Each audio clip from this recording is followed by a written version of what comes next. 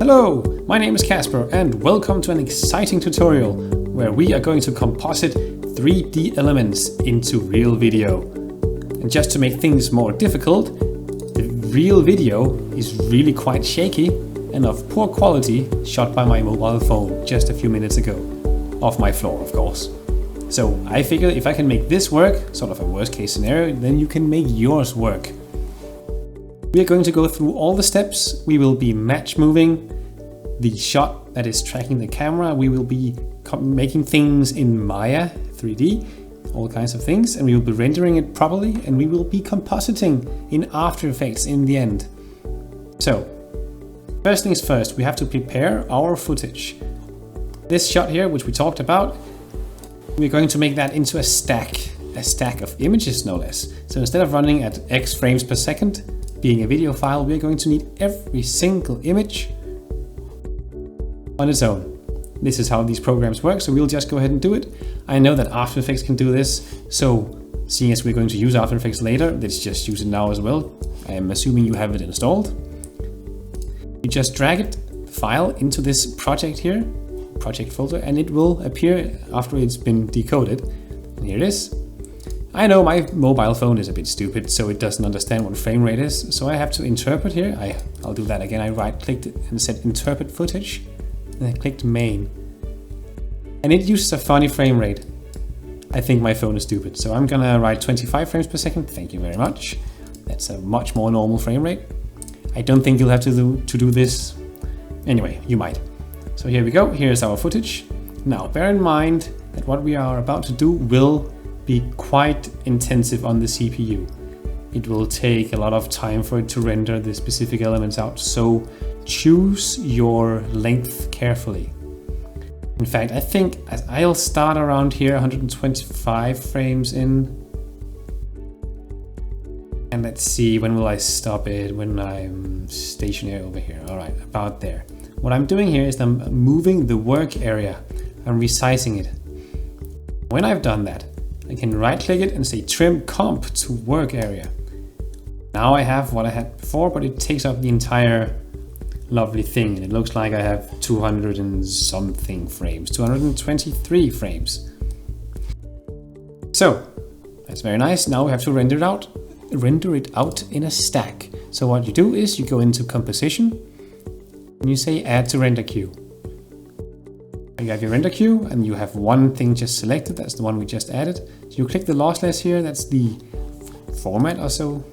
And you click a PNG sequence or a Photoshop sequence. I recommend the PNG sequence or a TIFF sequence. Or PNG is nice. It's got an alpha level and it's got good quality. I recommend that for this, at least for your first attempts.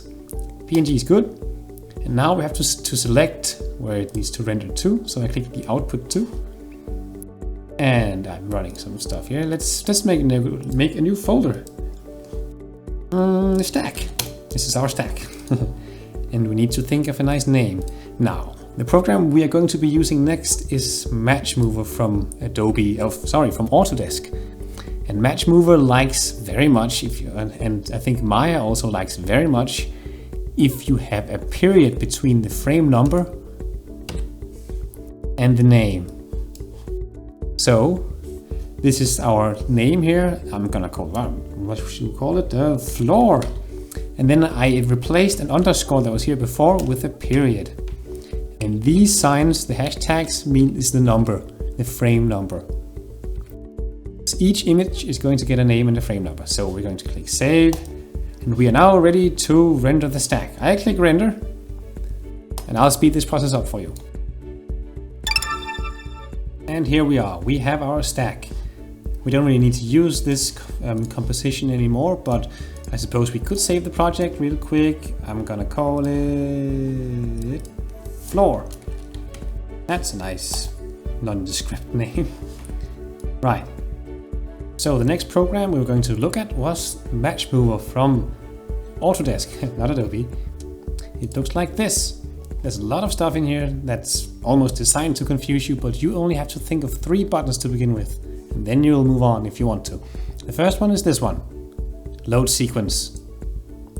And we are going to select our sequence where we saved the PNGs from before. It's already here. I'm lucky. It's saved it here, and let's open them. You're going to select what the camera did, if it was free or nodal pan, or it was fixed perhaps. Free is the camera could move everywhere. Nodal pan was if you had it on a tripod. That might be useful, that makes the solve a lot easier. And fixed is if it doesn't really move a lot, but well, we're going to use the free, and we have 25 frames per second. So we hit OK. Here we have our sequence, our stack of stuff made into a sequence. Sort of end on a motion blurred frame here. It's a bit of a funny frame. Anyway, you'll notice there's a white piece of paper on my floor. That's because I wanted to make sure that there was at least one good track point. That's just to make sure that the tutorial runs smoothly. You probably won't need this, unless you want to make sure, of course. You do use track points in Hollywood as well. So here we are. We are going to hit the next button. This is the one right next to it. The second button. If you click settings, you can see which points it'll be tracking. Usually it'll stand here in the middle. And that's quite a lot of points. I think you can usually just leave it here. I think I'll use it at a few less because this sure will take maybe a little while. I think, how few can I get away with? Low density, middle sensitivity, I think that'll be good. You just click run and you sit back and wait. And all these points, the paths from them, is basically just points it tracks and tries to find out where it goes, and then it interpolates the camera from all these tracked points in the image. The first part here will take, it'll be quite fast. The second part where it solves for camera will take some time, usually. Especially if it has difficulties. Anyway. And here we are. We have a tracked camera, we hope, at least. I should think so. So, if we want to view what the camera is doing or what the program thinks the camera is doing, we can hit the little 3D button in the top right, top left corner here. And then we can see it in 3D with the plane here moving. I'll show you. So, let me show you. We have some controls down the lower right here. We can zoom out if we hold the mouse button while we click this one. And if you hold down Alt, you can move and you can rotate by left and right clicking. So these are the points. It is tracked in 3D, no less. And you can see the camera's path here. Sometimes if you don't get a particularly good solve, a moving camera here, you might want to set the sensitivity down and the density that I showed you before. It might help. It doesn't always work though. This is a fidgety business. But anyway, I was lucky, it worked fine, and I had a shaky shot and everything, so you should be fine too. At least I hope so. So, that's actually just about it in this here program. Then we have to export it for Maya. I have chosen Maya, and you do this by the third button here. So it's only these three buttons, remember? Export. I'm going to call it tracked. This will be our Maya project. Let's call it Match Moved Floor. So we know what the camera is doing. I think the rest of the settings look fine. You just, I'm gonna go with them. You just hit save, and it should be ready for Maya. So now we're ready to move our match moved scene into Maya. We have it right here. We saved it from before. I'm gonna drag and drop it into Maya. Go. And here we have all our track points and our camera from before. The camera is moving around. However, something's not quite right. It's done what it always does. No, I know you can select which way is up inside Matchmover, but for some reason I'm not having much luck with it. So it thinks up is a wrong way, basically. So I am going to have to correct that. Select all the things. Just a big fat selection like this. And the camera doesn't want to come sometimes. Hold down Shift, select the camera. I'm going to make a group, Control G. They are now grouped and I can move them as one. Nice. So we're going to have to make this sort of... we're going to make the points here, which is the floor, line up with the ground plane in Maya as best we can. And we can use these, you know, the 4 windows here by hitting space to better get a sort of a view of what's actually going on. Move the camera a little further back, and I'm going to see, we will have to move it, you can see down here from the side. I need to do a little bit of this, and we can come up a little bit. I think this is getting better. The camera's here to the left. It's a little bit off with, let's see, it's a little bit crooked, isn't it? So if we do this, they are sort of spread around the same plane now. I know that there will be some above and some below. Some is legit, some of them are legit, some of them above, some of them are not, especially not the ones below the floor. I mean, the floor is the lowest part, but hey, it usually works okay. 100% precision isn't always required. I think it's time we make our object. And maybe it's easier if we look through the camera. So I'm going to make my lower left here, which is now the front. I'm going to make this be the camera. I'm just going to select view and cycle through cameras, and it will have selected the next camera. I only have one. And here we are. I'm going to start from frame 0, by the way. And let's see. This is how it looks with all the points on it. Looks all right, I think. That should be decent, at least. All right, so I think I'll put the cube on where I had that little piece of paper. I suppose we should try and hide that anyway, shouldn't we? So this is the point of where the paper is. So I can use this point as my own reference to make my cube. Little piece of funny paper. All right, so you can see up here, this is where the point is, so I'm going to make my cube here. I'm going to choose polygons. Well, that wasn't necessary now. Polygons here, and I can select the cube tool. I guess I'll make a cube. I'll make a cube. It needs to have a height. See how high should we make it? Now that's a cube if ever I saw one. And now we actually have a cube standing on our floor. It's a bit of a tall cube, I suppose. That's fine. I like it. I think we should give it a color. I'm just gonna quickly give it some fun. Let's assign it a font material, right? There we go, and we're going to have, let's make it red. Not completely super extreme red. Nothing is this color in real life. Trust me. Take something else. Let's see. Something could have this color, perhaps. A little redder. Well, that's something. We've even got an animation now. Right. The next thing we need to take care of is the lighting. This is quite important.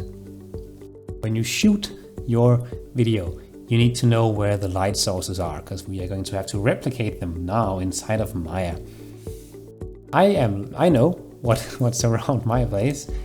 This is the view from the top here, and I know that behind the camera there is, well, there's many things, but there's a window behind the camera. So I'm going to go into rendering here, and I'm going to make a point light. That is the third light you can choose here. It starts in the middle. I'm going to move it behind my camera, and I'm going to move it, needs to be higher up because my window is further up in the camera. I filmed the floor, you can see. Let's say my window is about here. I'm guessing it is. Now, my point light needs a few properties changed. The light from my window is probably a little bit more blue because it's in the middle of the day and there's no direct sunlight. Let's see, how blue do we want to make it? A little bluer. Kind of blue, and it's somewhat more in, well, there's more light. Light. Can't just quite see what we're doing yet, so I'm going to enable lighting and shading here. This isn't going to give us a very good view of what's going on, but we have to start somewhere, right? So you can see light changes on our cube. Anyway, intensity of 2 should be all right, I guess. I also had some lights on in my room, actually. I had 2 lights in the ceiling, so I'm just going to duplicate this light by hitting Ctrl D. Moving it to this side because there's a light here. And I'm going to change the color because this is a warmer light. I paid a fortune for some weird LED spots. I'm not sure how much I like them, but anyway, they're supposed to be more warm than the cold LED stuff. There we go. I'm just turning down the intensity because this light isn't as intense as the sun. So I'm going to duplicate this one because I had two of them, but this one was further away. So now my cube should be more lit. Let's see, did it even make a difference? Not much. Perhaps I'll have to move it a little closer by... it's because we're viewing it down here in the camera, and the camera does not have lighting enabled. So I have to click this one, and perhaps this one too is the shading here. Now I can see that it did make a difference, quite a big one actually. Maybe too much, hard to say. We're still running with one intensity. We should be fine with one intensity. I really think we should. Just gonna move it a little further away. Let's have a render, shall we? And this is the Maya software renderer. We will not be using that. I'm going to change it right now. I will be using Mental Ray. I highly recommend this. It should come with Maya. You might have to enable it. There's loads of tutorials on that, but we are going to use Mental Ray because this makes prettier renders. And while we're in here, I'm going to change up some things. First thing I'm going to change is that when we render, it will be in a PNG. It'll be in a little moment, not quite yet. But it'll be a PNG. And the frame and animation extension is a bit important here because we are going to render multiple frames, multiple images, a stack, a sequence. So we're going to have a name, a period, the number and the period, and then the extension, like PNG, that's an extension. And that should be fine.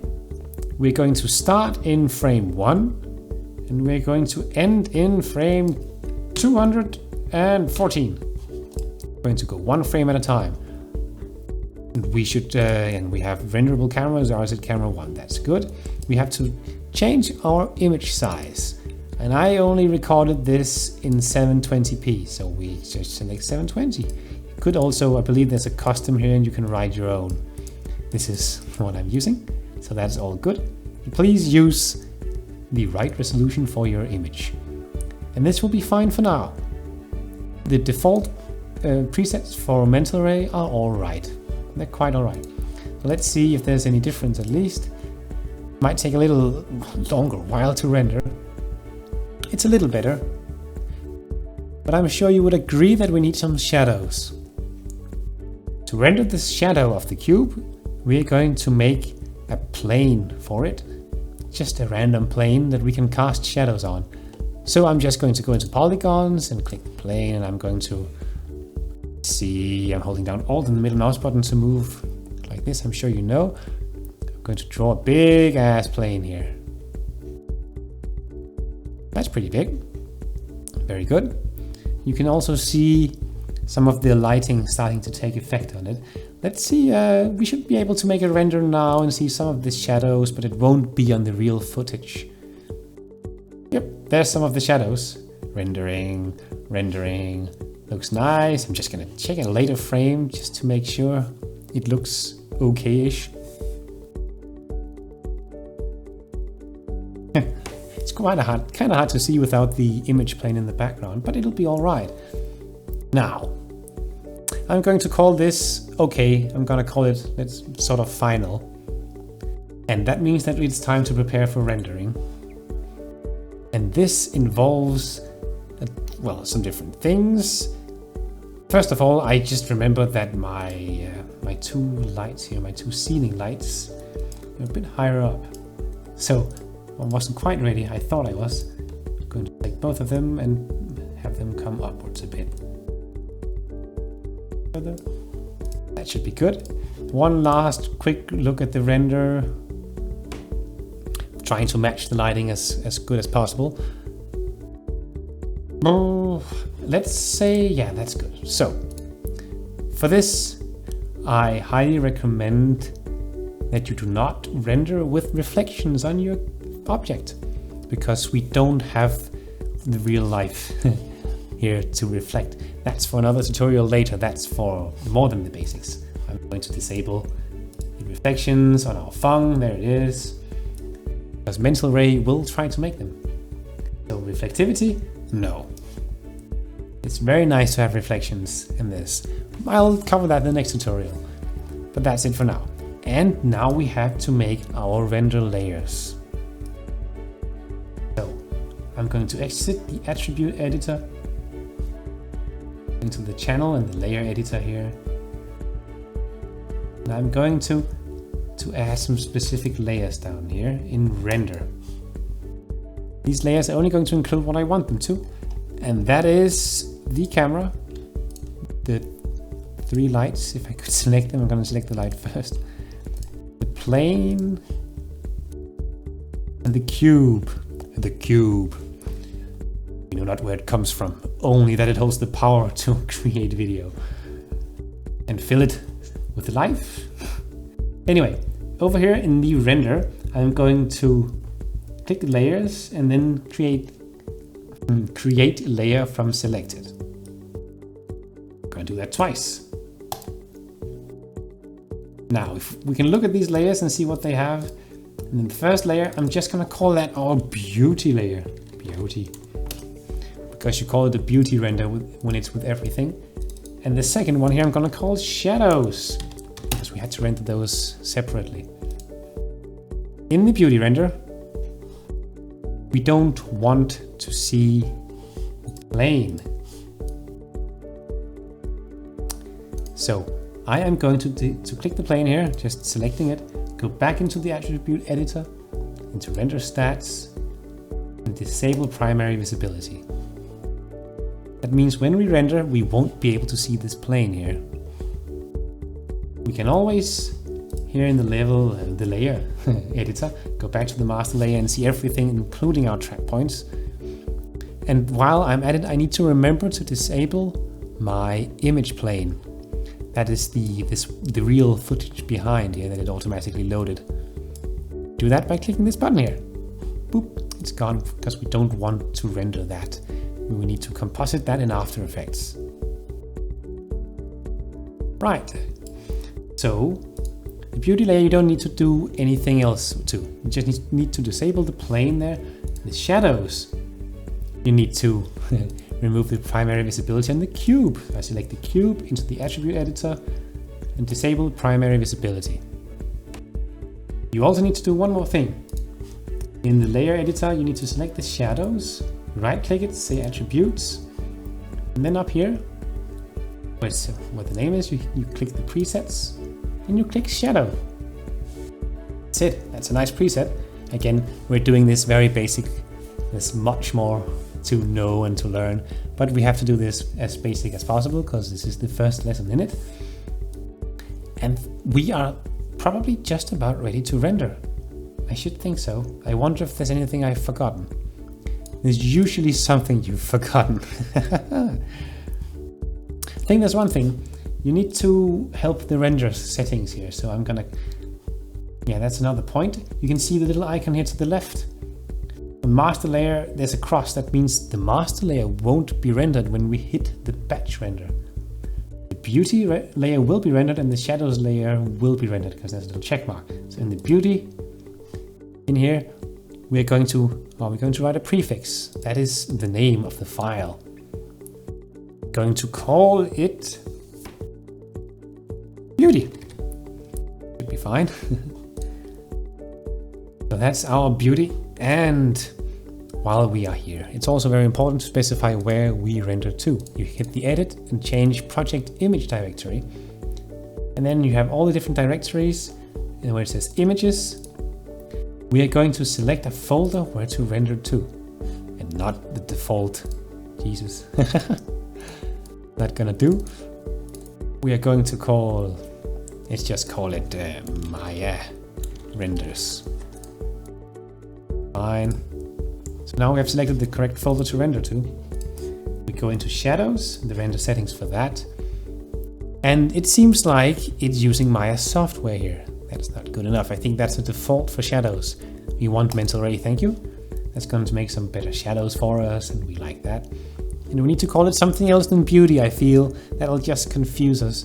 So we right-click file name prefix. and we say create layer override. Here we are going to say shadows.